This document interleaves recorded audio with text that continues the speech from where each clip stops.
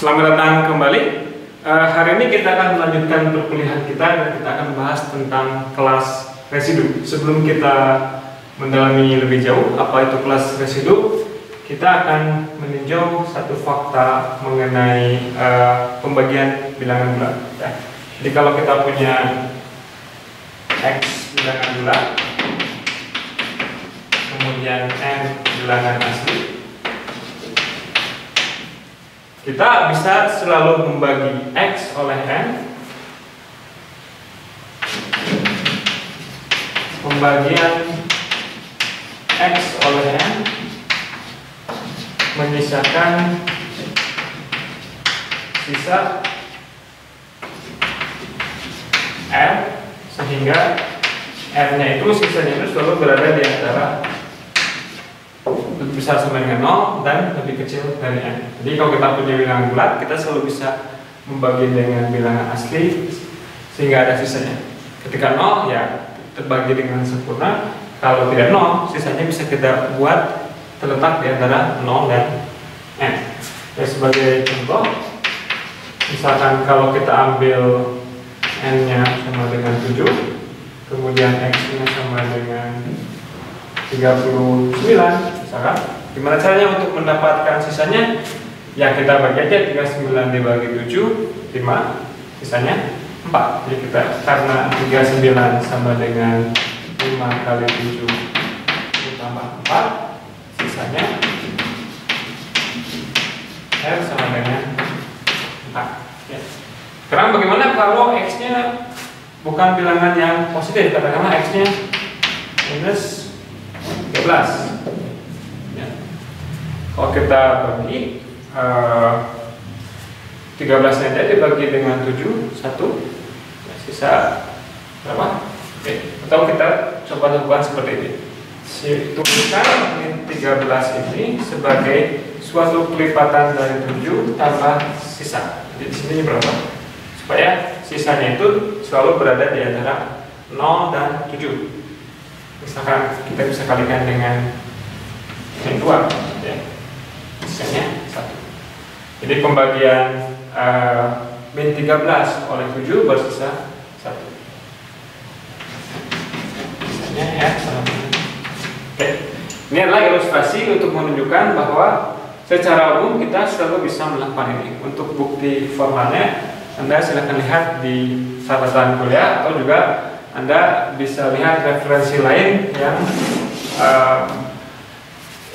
menyangkut tentang algoritma Euclid. Ini pembagian seperti ini.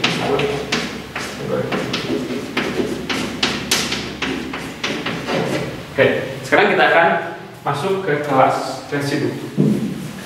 Ingat bahwa ketika kita mendefinisikan himpunan, isinya itu secara umum bisa apa saja, termasuk himpunan itu sendiri. Jadi kalau kita punya himpunan ini, misalkan isinya adalah 1, 2, kemudian di sini bilangan Z, kemudian di sini 1, 0, kemudian ada himpunan kosongnya. Ini boleh-boleh saja. Ini juga merupakan suatu himpunan.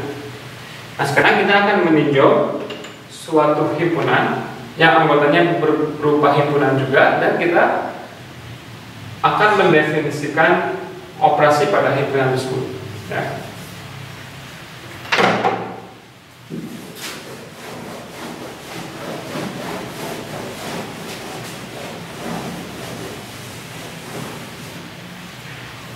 Yang pertama, kita tuliskan untuk N bilangan asli.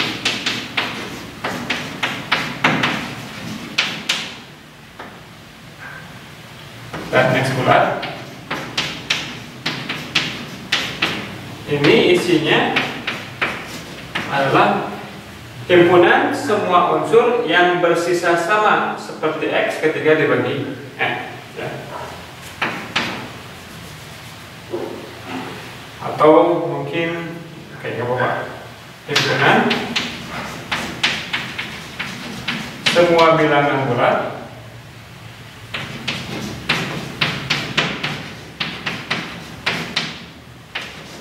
yang bersisa sama seperti sisa pembagian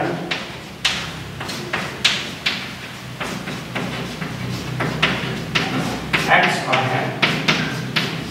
Oke. Kita akan lihat beberapa contoh. Misalkan kalau N-nya sama dengan 4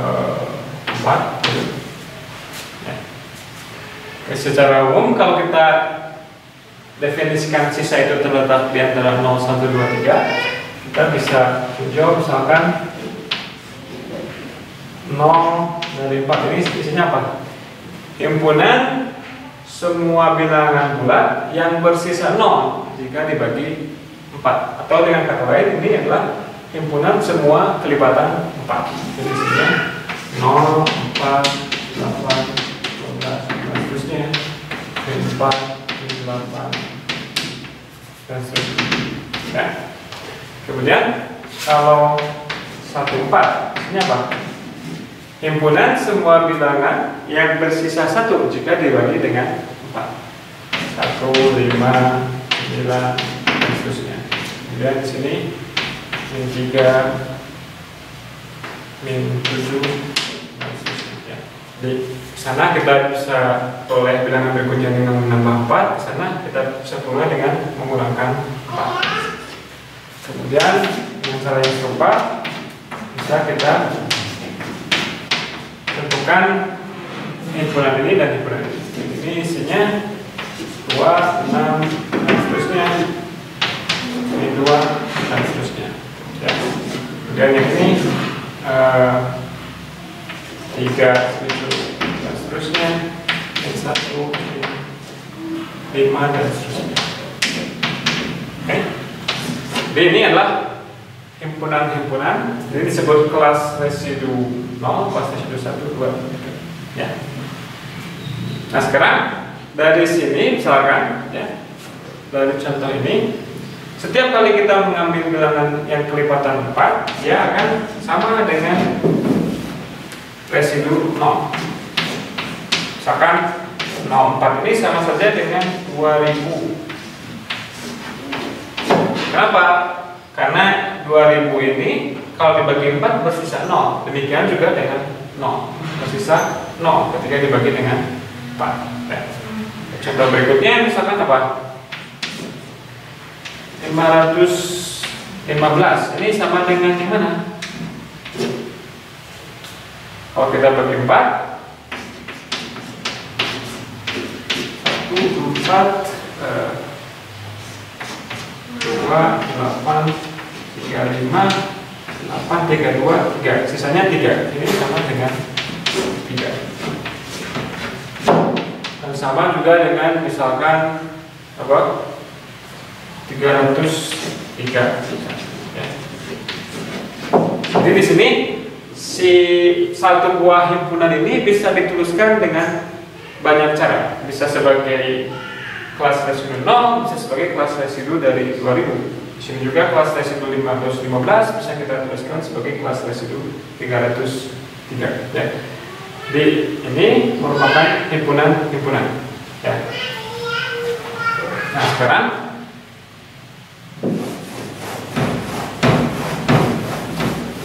kita tuliskan Zn. Ini isinya adalah kelas residu 0, 1 sampai kelas residu dari N ya. Nah kita ingin mendefinisikan penjumlahan di sini ya. Bagaimana kita mendefinisikan penjumlahan? Definisikan. Ingat bahwa di sini ini kan berupa himpunan.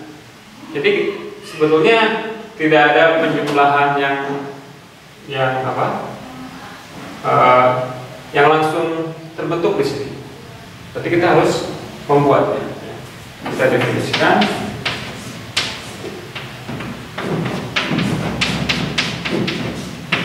Ini tidak saya tuliskan N.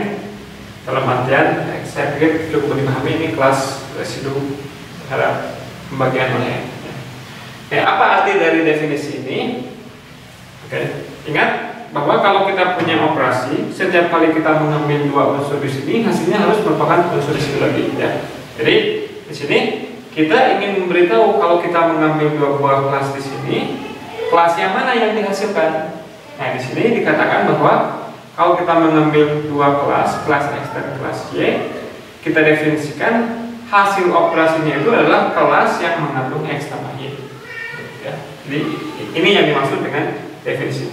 Tambah di sini adalah merupakan penjumlahan buatan kita. Penjumlahan di sebelah sini adalah penjumlahan bilangan bulat. Jadi meskipun sama-sama notasinya tambah, ada pengertian yang sedikit berbeda. Tambah di sini adalah penjumlahan atau operasi yang sebetulnya ini bisa kita notasikan dengan tanda yang lain, ya. Misalkan bintang atau star atau kotak atau apapun. Ya. Sedangkan tambah di sini adalah penjumlahan bilangan bulat, karena kan masing-masing di dalamnya adalah bilangan bulat. Ya.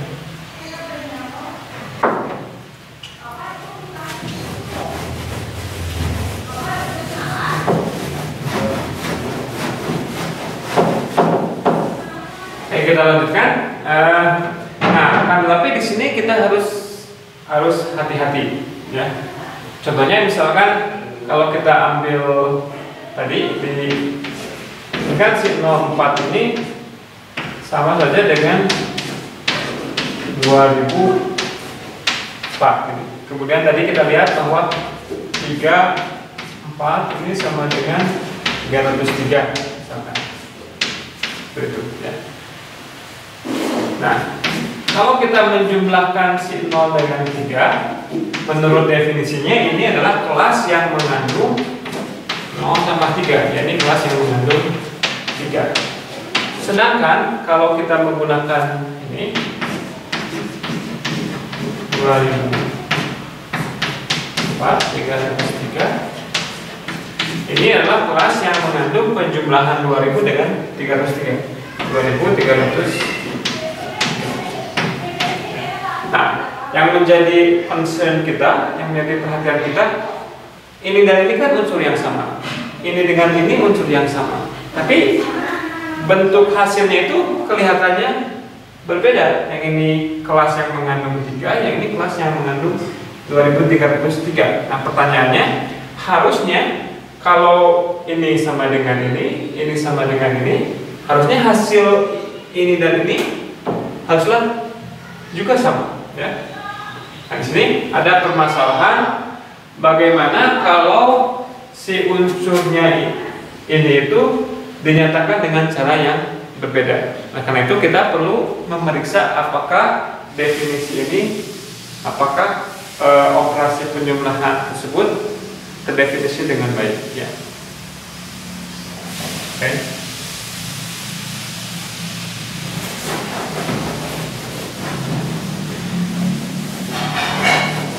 Nah, untuk menjawab kekhawatiran kita harus menunjukkan bahwa misalkan X katakanlah sama dengan A, ini modulo N bentuknya, dan Y sama dengan B. Nah, oke, kita harus tunjukkan bahwa agar operasinya terdefinisi dengan baik, haruslah X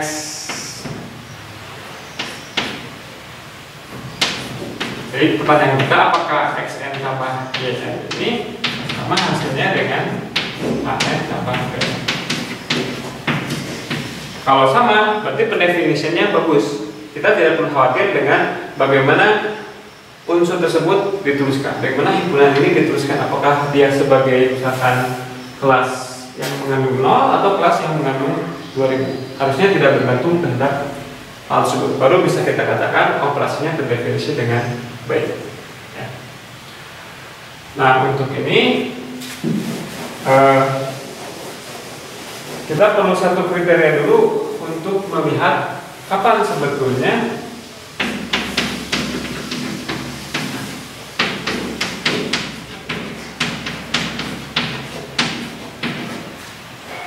dua bilangan bulat ini merupakan kelas yang sama. Oke, misalkan X-Y bulat N asli. Kita akan tunjukkan bahwa kelas yang mengandung X dan kelas yang mengandung Y, mereka merupakan kelas yang sama jika dan hanya jika N membagi X dan Y.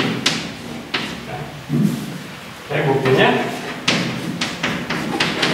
ke arah sana.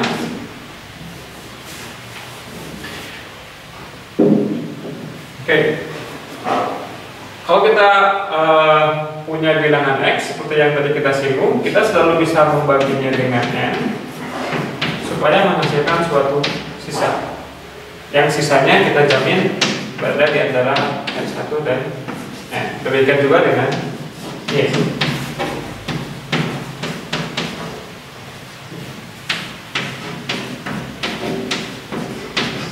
Oke.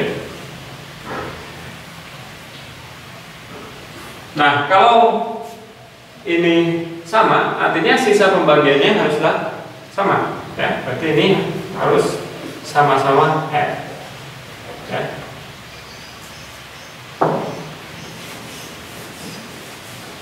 Nah, sekarang X min Y itu hasilnya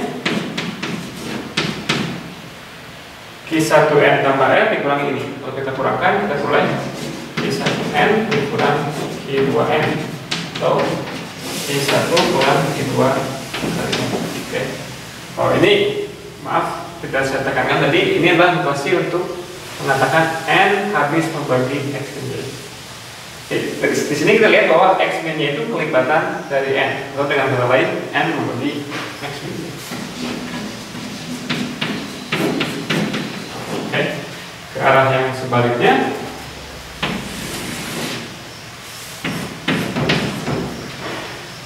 Ya, sebenarnya Anda bisa coba sendiri. Pada intinya, kalau N membagi X min Y, kita bisa balikan seperti ini. Maka X min Y-nya merupakan suatu kelipatan dari N, dan bisa Anda lanjutkan, ya. Ya, mungkin ada baiknya saya serahkan saja kepada Anda untuk menunjukkan bahwa keduanya mempunyai sisa pembagian yang sama oleh N. Oke. Sekarang kita beralih lagi ke sini. Kita anggap ini suatu teorema yang benar, ya. Oke, jadi tadi kita ingin menunjukkan bahwa si operasi penjumlahan pada Zn itu merupakan operasi yang terdefinisi dengan baik. Artinya kita harus periksa bahwa jika si unsur tersebut dituliskan dengan cara yang berbeda, maka itu tidak akan berpengaruh kepada hasil yang didapat. Nah. Oke, jadi misalkan kita punya ini dan ini, menurut teorema tadi, itu artinya adalah N membagi X min A dan N juga membagi Y min B. Kita ingin tunjukkan bahwa ini sama dengan ini, atau sama juga dengan menunjukkan bahwa X tambah Y, kelas yang mengandung X tambah Y sama dengan kelas yang mengandung A tambah B.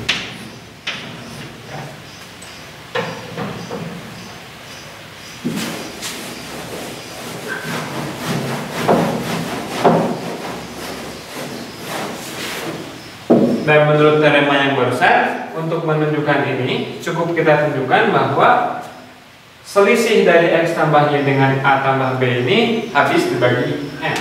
Jadi cukup ditunjukkan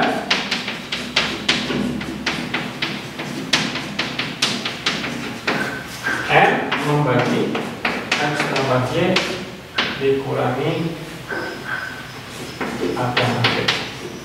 Ya. Sekarang dari sini, dari fakta bahwa N membagi X min A, karena N membagi X min A, kita bisa menuliskan X min A itu sebagai N kali sesuatu, N kali S. Kemudian juga karena N membagi Y min B, maka Y min B bisa kita tuliskan sebagai N kali suatu bilangan bulat T. Sekarang X tambah Y dikurangi A A min B itu sama aja dengan X min A ditambah Y min B. Padahal ini X min A itu adalah N kali S dan Y min B adalah N kali B. Jadi kalau kita sederhanakan, kita peroleh N S tambah B. Ini mengatakan bahwa selisih ini itu adalah kelipatan dari N. Jadi N membagi X tambah Y kurang A min B tambah B. Dan ini adalah yang diinginkan untuk bisa menunjukkan bahwa kelas ini itu sama dengan kelas ini. Nah, dengan demikian, si operasi yang tadi kita definisikan merupakan operasi yang terdefinisi dengan baik. Karena nggak peduli apapun, tidak peduli bagaimanapun kita menuliskan si kelas X ini, baik sebagai kelas yang mengandung X atau kelas yang mengandung A, asal keduanya sama, maka hasil penjumlahannya, hasil operasinya juga merupakan operasi yang sama. Ya.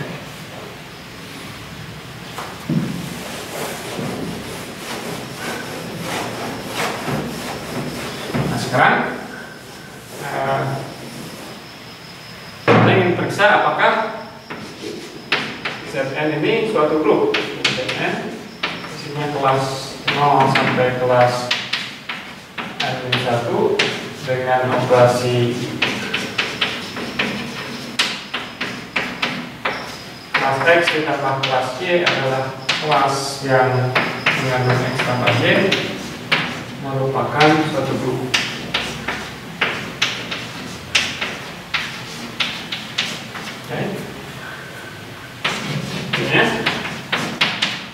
Pertama kita perlu menunjukkan sifat asosiatif. Anda bisa coba sendiri. Yang pada intinya sifat asosiatif ini berlaku karena sifat keasosiatifan penjumlahan di bilangan bulat biasa. Ini asosiatif.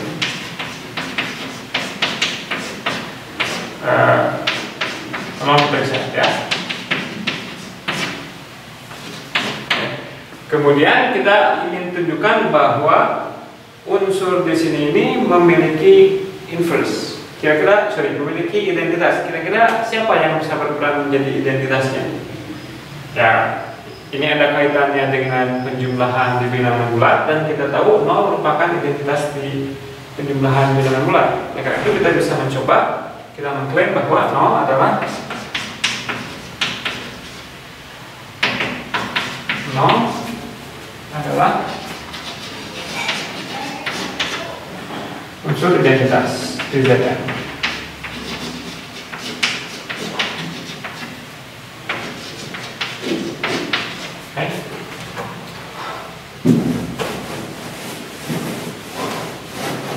Agar kita berhasil menunjukkan bahwa dia memang unsur identitas, cukup kita periksa bahwa kalau kita jumlahkan dengan kelas yang lain dari kiri ataupun dari kanannya, kita akan memperoleh kelas tersebut.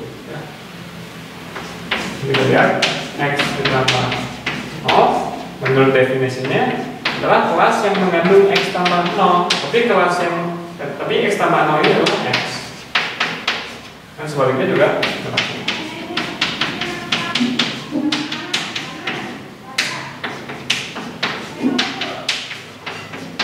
Oke.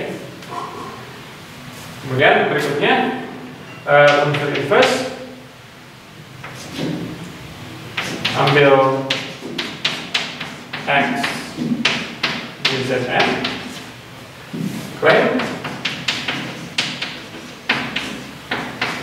in X adalah inverse dari X, kelas yang mengandung X. Ya, kita cek aja kelas yang mengandung X dengan kelas yang mengandung X. Menurut definisi ini adalah kelas yang mengandung X ditambah X. Tapi penjumlahan X dengan X di bilangan bulat menghasilkan 0. Jadi ini kelas yang mengandung 0, yang merupakan identitas. Dengan cara yang serupa bisa ditunjukkan bahwa ini sama dengan 0. Okay. Jadi sudah kita periksa bahwa si Zn itu dengan operasi yang tadi kita buat merupakan suatu grup. Ya.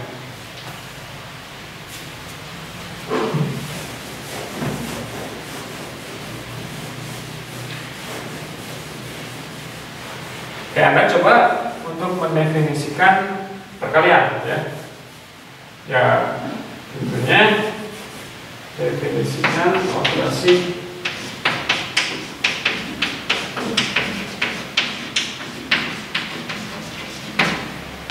X kali Y sama dengan kelas yang mengandung X. Oke. Sebagai latihan, Anda tunjukkan bahwa definisi ini atau operasi ini terdefinisi dengan baik.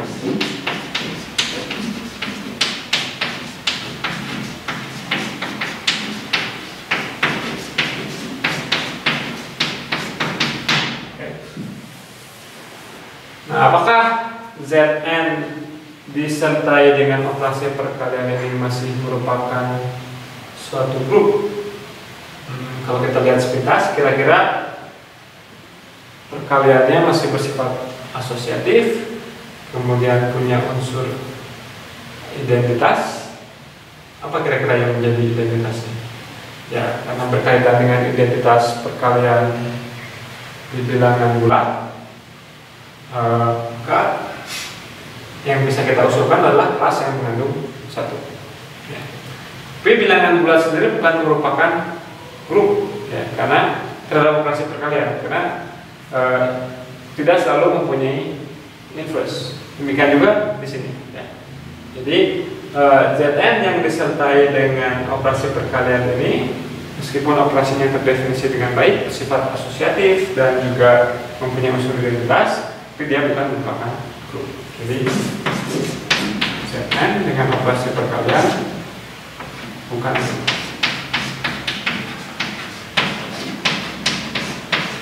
Oke. Tapi nanti kalau kita ambil sebagian dari unsur-unsur di sini, maka kita bisa memperoleh grup terhadap operasi perkalian.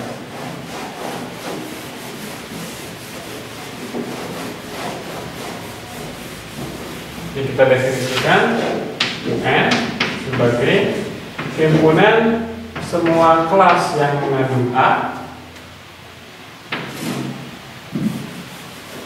dengan ini di Zn dengan A dan N nya relatif prima. A dan N, N tidak punya faktor bersama kecuali 1, dan punya faktor selain 1. Ya. Jadi nanti Anda bisa coba tunjukkan bahwa himpunan ini disertai dengan operasi perkalian yang tadi didefinisikan di sini merupakan suatu grup.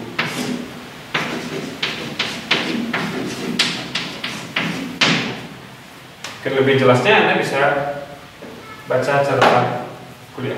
Oke. Untuk sementara sekian dulu video perkuliahan kita. Kita lanjutkan pada video berikutnya dengan topik subgrup. Terima kasih atas perhatiannya.